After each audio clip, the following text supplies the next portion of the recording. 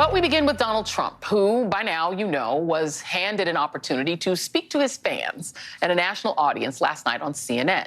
And it went about as well as you'd expect. Because Trump was who we already knew he is, a liar, a narcissist, and a fascist. So it was an unmitigated disaster in every way, and a reckless insult to our democracy. It's completely fair to say that we didn't need a town hall to find out what candidate Trump thinks, since he was president for a whole 4 years. So it's not as though he needed a town hall to introduce himself. Even worse, CNN somehow managed to stack the audience with a MAGA crowd that hooted and hollered and lapped up every line like you'd expect from people who'd already voted for him. A Trump rally is what it actually was. The twice impeached, liable for sexual abuse former president steamrolled CNN host Caitlin Collins from the very start and unleashed a fire hose of lies and smears for 70 minutes with the barest pushback. He doubled and tripled down on lies about the 2020 election. He denied that he asked Georgia's Secretary of State to find him votes and claimed that Vice President Mike Pence could have legally overturned the election. He defended taking and refusing to give back classified documents with another whopper, saying that he's allowed to. Even the questions he refused to answer were revealing in a bad way. He refused to say if he wants Ukraine to prevail against Russia's invasion, called Putin a smart guy. And he refused to take a position on a federal abortion ban while lying about abortions and taking credit for overturning Roe versus Wade. At least that last bit is true. Then there were the smears, calling the black police officer who shot and killed insurrectionist Ashley Babbitt as she tried to smash into the speaker's lobby by jumping through a window on January 6th, calling him a thug. Quite a loaded term.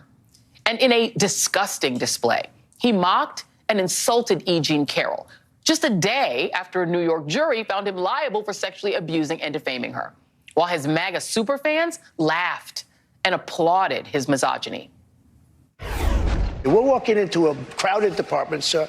We had this great chemistry, and a few minutes later, we end up in a dressing room of Bergdorf Goodman, right near the cash register.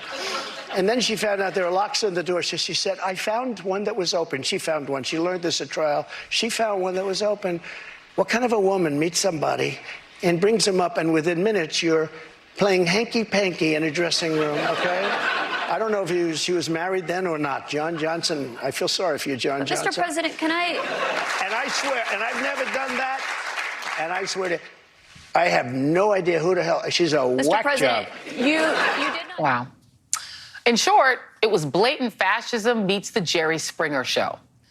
CNN's own media reporter, Oliver Darcy, wrote this. It's hard to see how America was served by the spectacle of lies that aired on CNN, adding that the network and its new CEO, Chris Licht, are facing a fury of internal and external criticism.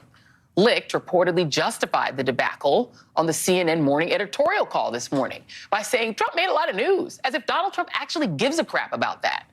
As the Washington Post's Philip Bump writes, his desired outcome is to attack and undermine the entire system, because by breaking it down, he gains more power. He used CNN on Wednesday the way he used the Republican Party in 2016, as a source of power he could disrupt and repurpose. And my friend and colleague Mehdi Hassan points out, the whole event was designed to fail. Sorry, bud. As predicted, this was a clear win for Trump. He felt no pressure and conceded nothing. He was welcomed onto CNN to address an audience of non-Republicans watching at home and an audience of loyal Republicans sitting in that hall in New Hampshire. Win-win.